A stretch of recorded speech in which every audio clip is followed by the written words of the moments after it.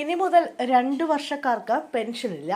സംസ്ഥാനത്തെ മന്ത്രിമാരുടെ personal സ്റ്റാഫിന് pension ലഭിക്കാൻ ഇനി കുറഞ്ഞത് 4 വർഷത്തെ സേവനം നിർബന്ധമാക്കിയ സർക്കാർ.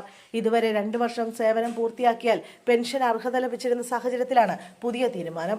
നിലവിലുള്ള ചട്ടപ്രകാരം 2 വർഷത്തിലധികം സേവനം ചെയ്തവരുടെ കാലാവധി 3 വർഷമായി കണക്കാക്കി പെൻഷൻ അനുവദിച്ചിരുന്നു. എന്നാൽ ഒരു മന്ത്രിസഭയുടെ ഭൂരിഭാഗം കാലയളവിലും സേവനം അനുഷ്ഠിച്ചവർക്ക് മാത്രമേ പെൻഷൻ ലഭിക്കാവൂ എന്ന നിലപാടിലാണ് സർക്കാർ. ഇത് സംബന്ധിച്ച നിർദ്ദേശം മുഖ്യമന്ത്രി വി.ഡി. സതീശൻ മന്ത്രിമാർക്ക് നൽകിയിട്ടുണ്ട്.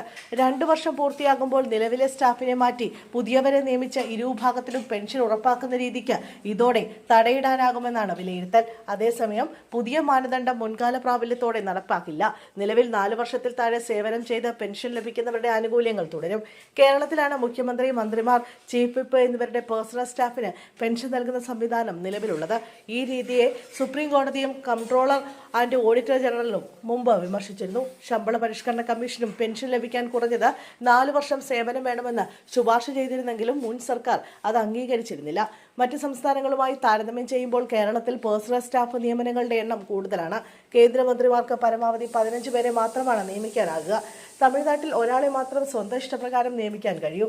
കർണാടകയിൽ ഈ പരിധി 14 ആണ്. കേരളത്തിൽ 25 പേരെ പേഴ്സണൽ സ്റ്റാഫായി നിയമിക്കാമെന്നും അതിൽ 17 പേരെ നേരിട്ട് തിരഞ്ഞെടുക്കാമെന്നും ചട്ടമുണ്ട്. നിലവിൽ കുറഞ്ഞ പെൻഷൻ തുക 4750 രൂപയാണ്.